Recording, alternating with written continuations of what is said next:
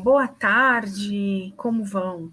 Hoje, bem-vindos a mais um programa Saco de Gatos, nosso programa semanal da Alameda, em que a gente conversa com autores do presente, do passado, amigos, gente que tem coisas para falar e que já está na editora, teve livro editado, ou está dentro de um livro organizado, enfim, temas da semana, temas interessantes, e é um programa muito dinâmico. Então, hoje a gente vai falar com a professora Regina Leisner sobre esse tema tão, eu acho, importante, que é secretarias de relações internacionais e as relações internacionais entre governos.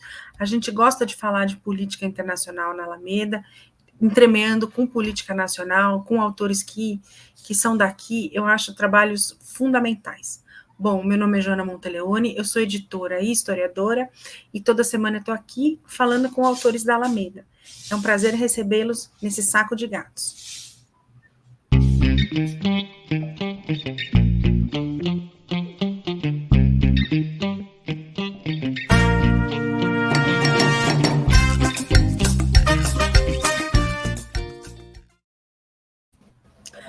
Oi, professora Regina, boa tarde, bem-vinda ao Saco de Gatos. Boa tarde, Joana, muito prazer.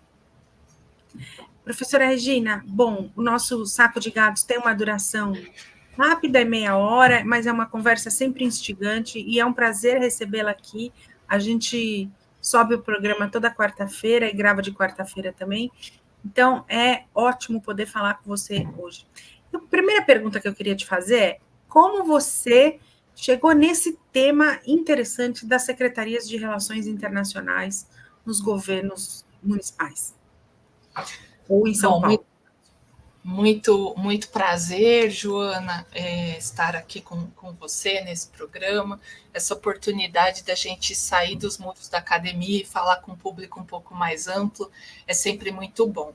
Eu sou cientista política de formação, e eu sempre trabalhei com esse tema das cidades, em particular as cidades médias, né, que me chamaram a atenção, porque muitos trabalhos, muitos estudos são feitos sobre as capitais, as grandes cidades e as cidades médias, que para mim são laboratórios muito importantes para a gente pensar sobre maneiras políticas públicas, acabam tendo um papel secundário, e nesse sentido elas sempre me chamaram a atenção. Quando eu prestei meu concurso para entrar na universidade, eu prestei o concurso na área de relações internacionais, que era uma área muito nova para mim, né? Para mim e para todo mundo, porque essa área ela teve o seu avanço maior a partir dos anos 2000. Hoje em dia é muito comum falar dessa área, mas em 2006, quando eu entrei na universidade, isso não era tão comum. E quando eu entrei, nós somos solicitados a propor um projeto. E aí, né, como que eu vou dialogar ciência política, todo o conhecimento que eu tinha na área de democracia, participação, políticas públicas com relações internacionais? E aí eu entrei pelo viés das redes de cidades. Eu achei, naquela época se falava muito das redes de cidades, né? A Urbal tinha uma importância muito grande aqui no Brasil na época, e eu comecei a trabalhar com ela, porque pelas redes de cidades eu vi ali a possibilidade da gente fazer uma conexão entre o local e o global.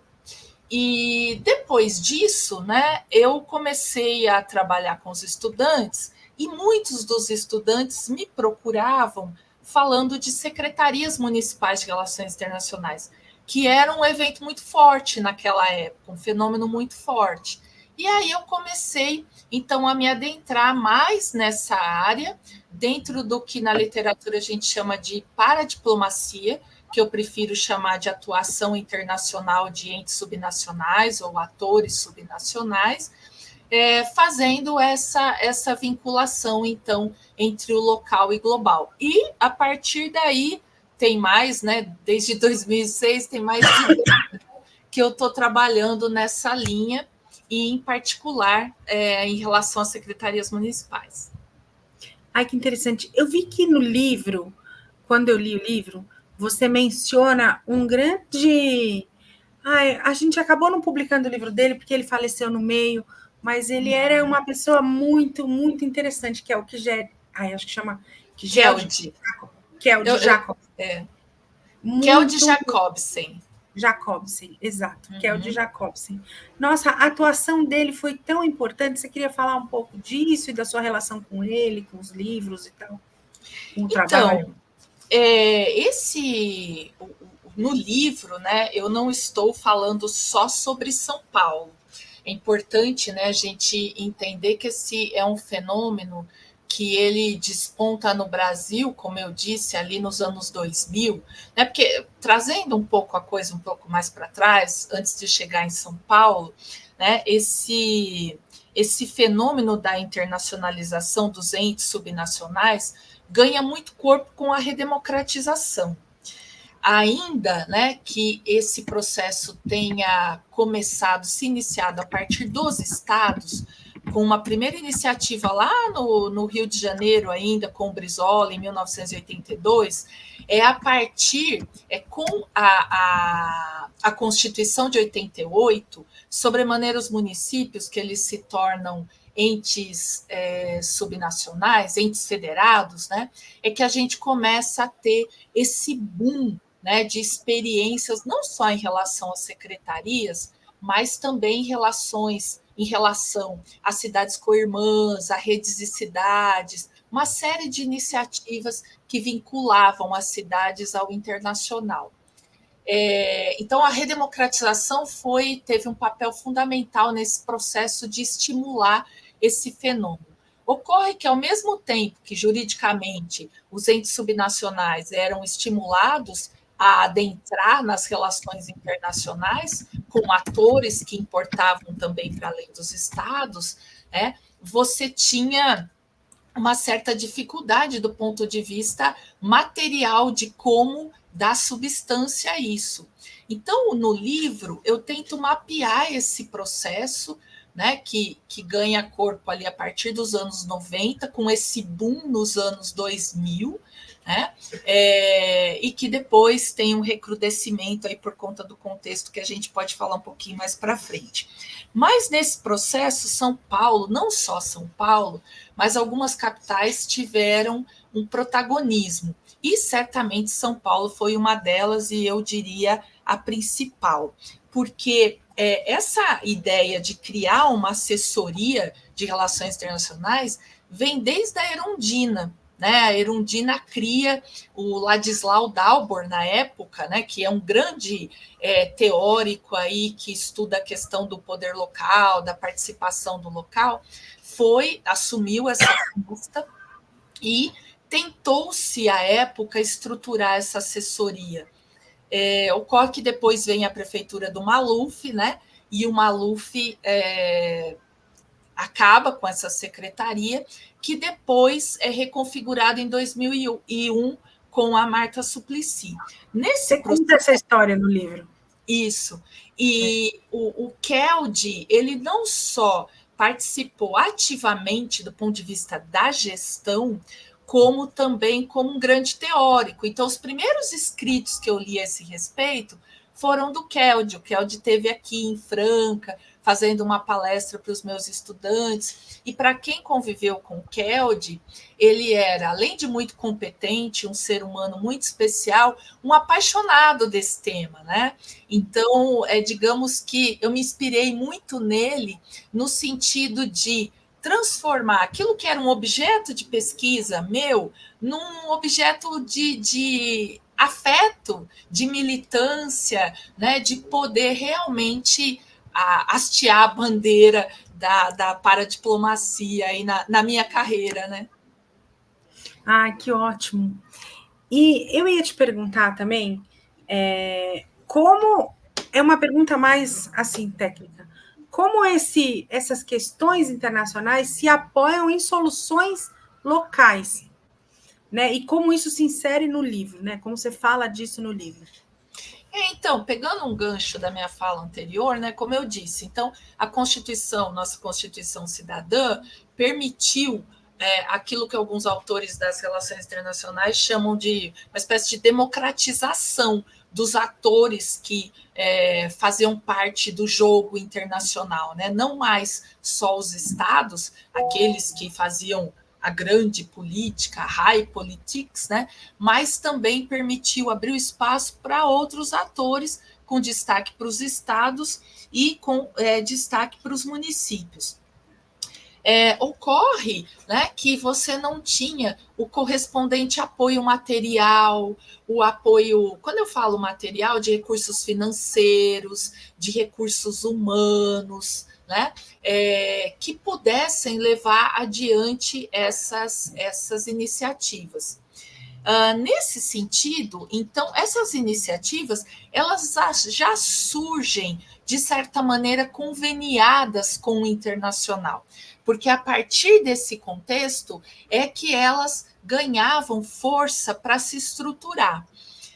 Ganhavam força, inclusive, falando de uma forma mais pragmática, para vocês entenderem, no que correspondia, por exemplo, à capacitação técnica. Então, era muito comum que essas primeiras eu falo de assessorias, secretarias, porque em cada lugar se construiu de uma maneira, né?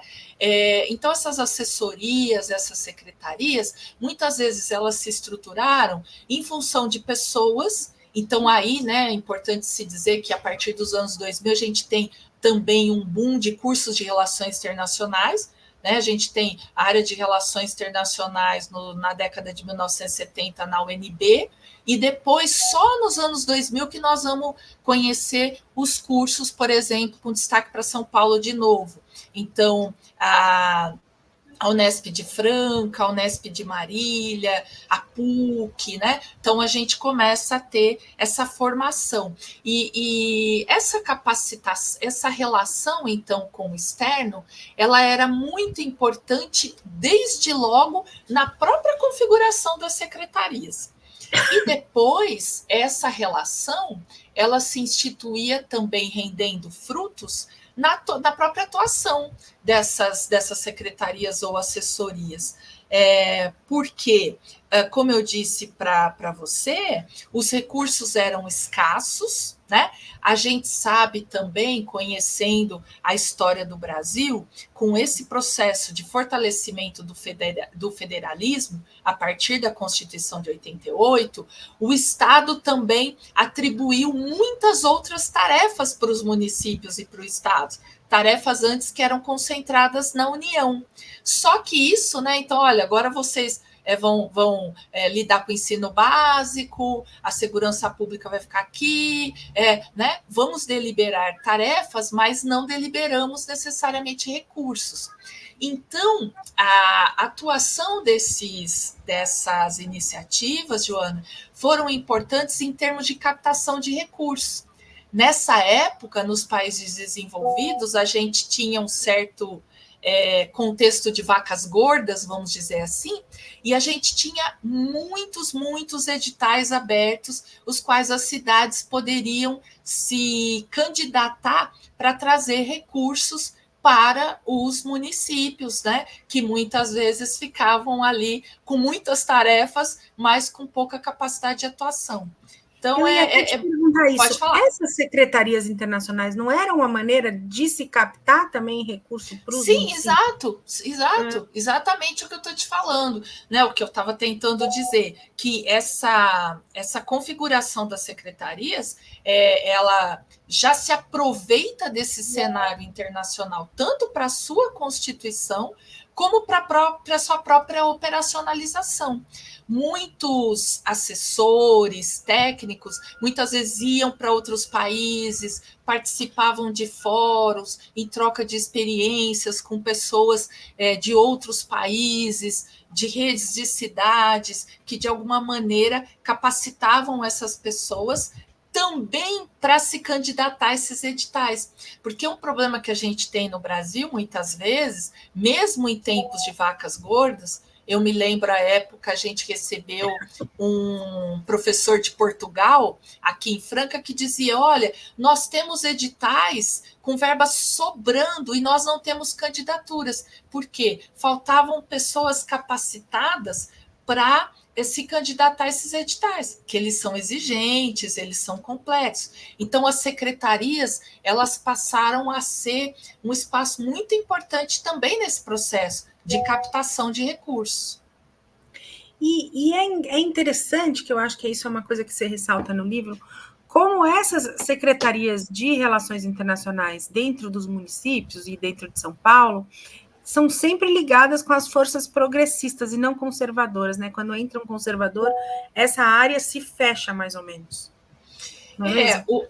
O que eu mostro no livro, ancorada em vários autores que falam isso, né? O professor Gilberto Rodrigues, que é um professor daqui de São Paulo, também da UFABC, que também tem várias pesquisas nessa área, entre outros professores, outros trabalhos, né, de forma inaugural, Brigadão, que fazem essa associação clara entre prefeituras progressistas e a criação dessas secretarias. Não só secretarias, mas em termos gerais, né, hermanamento, rede de cidades, etc. Mas isso é muito evidente nas secretarias.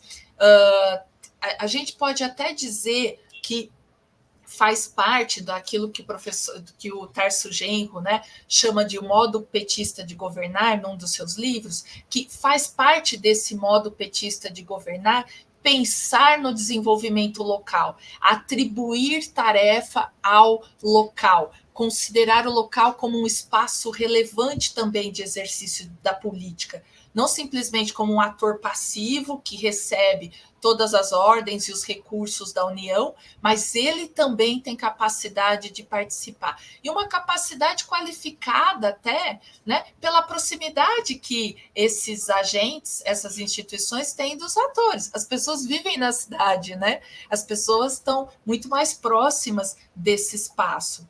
Então, nesse sentido, com certeza, Joana. E uma das ideias interessantes também é mostrar o protagonismo da Marta Suplicy nessa Secretaria de Relações Internacionais, né? Sim, então a gente percebe, né, abordando um pouco mais adiante que a gente falava antes, o PT, então, não só o PT, mas tem algumas prefeituras do PSB e outros partidos mais progressistas, mas o PT certamente tem uma participação muito importante. E antes até de falar da Marta, eu chamaria atenção para os governos, principalmente do governo Lula, né? Que essa discussão sobre a paradiplomacia, a implementação justiça seja feita, ela começa no governo do FHC, né? Ali nos idos de 1997, a primeira assessoria, mas ela ganha envergadura a partir do governo do Lula. Né? O governo do Lula, o governo 1, o Lula 1, cria toda uma estrutura institucional muito importante. Eu falo disso antes porque isso acaba tendo um impacto positivo nas prefeituras, né? Porque você tem uma estrutura que vem da União e que acaba estimulando a que os governos municipais atuem nessa frente. Tem até uma certa contradição, né? Porque a gente que estuda faz uma análise um pouco mais crítica, ao mesmo tempo que o governo Lula estimulava, também, de certa maneira, ele controlava, né? Então, tem algumas questões aí que a gente pode problematizar. Mas, com certeza, o PT tem um protagonismo importante. E em São Paulo, a Marta foi uma figura, assim, muito importante, porque, como eu disse, no governo da Erundina, foi um primeiro experimento, né? Algo que era muito novo no Brasil até então. A Marta, ela já pega um outro contexto, né? A gente vê que o Lula entra em 2003, então esse modo petista de governar e todo o seu plano de governo, que incluía o poder local, estava muito fortalecido nessa frente, não tirando os méritos da Marta, evidentemente, mas esse cenário ajudou que ela implementasse em 2001 a maior secretaria que a gente tem até hoje. Eu não sei precisar, até procurei esse dado, não sei precisar quantos funcionários a secretaria tem hoje, mas ela contava à época, em 2001, com 40 funcionários. Uma secretaria gigante, né? Pelo livro a gente consegue ver que é gigante perto das outras estruturas. E eu vejo até, inclusive, digamos, um apontamento já na campanha do Boulos de continuar essas relações internacionais entre cidades, né? Ele e a prefeita de Paris, ele está indo e vindo, quer dizer, a gente vê uma articulação dele já, não sei se ele vai ser eleito, mas se for, essa ideia dessas relações internacionais, acho que permaneceria no município, você não acha? Joana, a gente especula aqui, né? Porque, né? Mas pelo que eu conheço, né, do plano de governo, ainda mais com essa aliança aí, né, primeira vez, uma aliança entre PT e PSOL, né, que a gente comemora porque tardou, né, que viesse, eu assim, tenho muita segurança em dizer que a probabilidade disso acontecer é altíssima, pelo plano de governo que eu tenho acompanhado, como ele tem se estruturado, e numa linha, veja, né, porque aí a gente tem a Marta, você até perguntou sobre o Keld, né, eu acho que é importante aqui dizer que quando entra o Kassab, para a gente lembrar um pouquinho dessa história, o Kassab quer acabar com a secretaria. E o Keld tem um papel fundamental, ele era um dos grandes, dos homens fortes da Marta à época na secretaria, né? E ele escreveu um artigo dizendo, na Folha de São Paulo, mostrando que a secretaria, né, ela conseguia verba, ela não só dependia da prefeitura, como ela gerava renda. Porque o argumento do Kassab naquela época era de que a secretaria era algo que uma estrutura de compadrio e que não tinha nada a ver e que era mais um gasto para a prefeitura. Então, o papel do Keld, historicamente falando, foi fundamental com esse artigo, porque ele conseguiu mobilizar a opinião pública favoravelmente à manutenção da secretaria.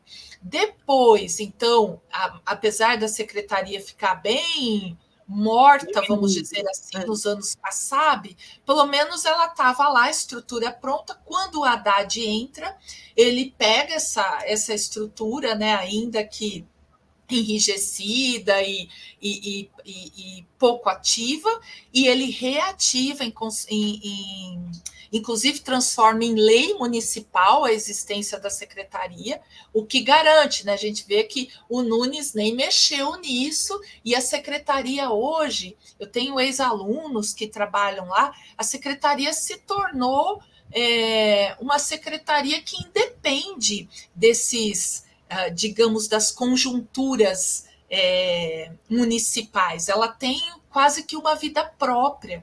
Inclusive, convido as pessoas a conhecerem a página da secretaria, com muitos projetos, muita coisa acontecendo. Então, de fato, hoje, na minha opinião, a Secretaria de São Paulo é uma vitrine, é um modelo para a gente se inspirar. E aí, Joana, diante daquela perspectiva que eu defendo no livro, que é uma perspectiva de construção de um federalismo social, né, que eu gosto de fazer uma referência a um dos autores que fala sobre isso, Saraiva, que é pensarmos nas secretarias como polos, né, de políticas públicas voltadas à população, voltadas à qualidade de vida da população. Porque quando você mencionou a questão da direita, né, em relação às secretarias e a sua relação com partidos mais à direita, menos progressistas, vamos usar esse termo que fica melhor, né, a gente corre o risco de que as secretarias até existam, mas elas têm um outro papel que eu não defendo ali no livro. Que papel é esse? O papel de venda das cidades, um papel comercial. Sabe aquela secretaria que às vezes ou vira uma empresa de turismo, né? Porque as secretarias de relações internacionais não vamos fazer turismo no exterior, ou vamos usá-la como marketing para a gente atrair outras empresas, para, em suma, a gente vender a cidade. Então, eu acho muito importante que São Paulo seja essa vitrine, principalmente nas mãos de um governo progressista, com a dobradinha e Boulos e Marta, para que a gente possa pensar nessas secretarias não como mais uma secretaria com um apelo comercial, mas uma secretaria que realmente implique na condução de políticas públicas com vistas à melhoria da vida das pessoas, né? Então, essa é a minha militância aí nesse sentido. Regina, acho o seu livro fundamental para apontar, inclusive, caminhos para os gestores, mostrando como foi feito no passado e indicando essas ideias fundamentais no futuro. Essa ideia que você traz agora, que as secretarias de relações internacionais se transformaram em políticas de governo, não de eventuais gestões, é uma ideia fundamental e principal. Então, eu queria convidar a todos, acho que o livro tem essa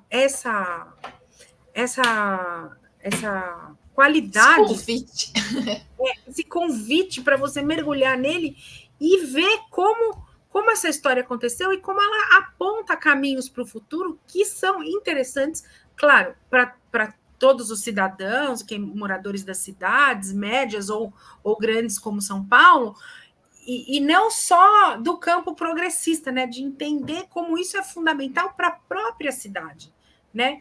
Independente disso. Então, eu acho que a gente vai ter um lançamento na editora no dia 30 de abril, então queria convidar a todos, a Regina vai estar lá no nosso espaço, queria convidar a todos para participar do lançamento e também para ler esse livro, que acho que é uma das... eu gostei, um dos livros mais legais desse ano que a gente publicou, e justamente por causa disso, que conta uma história, mas também aponta para o futuro um jeito de lidar com a cidade, com os moradores, com essas relações entre outras cidades, muito interessante, assim. Ainda mais num ano de eleição como esse, uma eleição importante. Coincidiu, Joana, do livro ser lançado durante, né, ano de eleições municipais, isso muito me orgulha. E já que a gente falou de pessoas queridas, aí eu queria fazer uma referência também ao Fernando Santomauro, né? Se o Keld teve uma importância muito grande ali em São Paulo, o Fernando Santomauro teve uma importância muito grande na Secretaria de Guarulhos, à frente dela. Hoje ele está na CGLU, para quem não sabe, é uma rede internacional de cidades. Então, né, continua nessa pegada, foi por conta do contexto aqui, mas espero que volte logo para a gente. E o Fernando Santomauro ali fala, né, no prefácio, ele prefaciou o livro, eu fiquei muito feliz com isso, porque é um outro querido, porque ele mostra ali para a gente, né, o quanto o livro é importante nesse momento, porque ele resgata, ele faz um mapeamento até 2012, né? A gente tinha um mapeamento dessas secretarias até 2008 e o livro é uma atualização até 2012. Mas por que 2012? Nós estamos já em 2024. Porque esse boom ele acontece, né, entre 1993 mais ou menos até 2012. A partir já da gestão 2013, né, resultado das eleições de 2012, infelizmente a gente vê uma diminuição da atividade paradiplomática das cidades. Né? Então a gente vê um certo recuo nesse sentido, porque as eleições começaram, né? Então o PT e as forças progressistas começam a perder espaço. Então aqui mais uma vez fica clara essa vinculação e infelizmente muitas prefeituras então deixaram de atuar com as secretarias municipais de relações internacionais. Isso volta um pouco esse fenômeno a partir das eleições de 2018, mas agora com os estados, principalmente os estados do Nordeste, que se configuram em consórcios, por exemplo, o consórcio do Nordeste, que é o tema do meu estudo atualmente, mas a gente vê, então, que essa atuação dos municípios, infelizmente, perdeu força. Então, ainda que os estados estejam aí garantindo essa força, é importante que nessas eleições os candidatos sejam cobrados nesse sentido, né, em que essas secretarias, esses formatos, né, de instituições municipais sejam alimentadas, sejam fortalecidas, para que as cidades tenham cada vez mais poder de inserção no cenário internacional. Então, acho que a hora é agora. Eita, vamos que vamos. Bom, fica o convite para todos, tanto para ler o livro, quanto para vir no lançamento na Alameda no dia 30 de abril. E, Regina, muito obrigada pela entrevista, foi ótimo, foi uma super conversa legal, como é o livro, importante e legal. Então, bom, a gente se vê dia 30 pessoalmente no lançamento e queria agradecer muito a sua participação aqui no nosso programa. Muito obrigada, Joana. Desde o começo eu fui muito bem recebida aqui. Esse bate-papo não foi diferente, uma alegria, um prazer. Esperamos lá todo mundo no dia 30 com a gente. Um beijo, querida. Beijo. Tchau, tchau.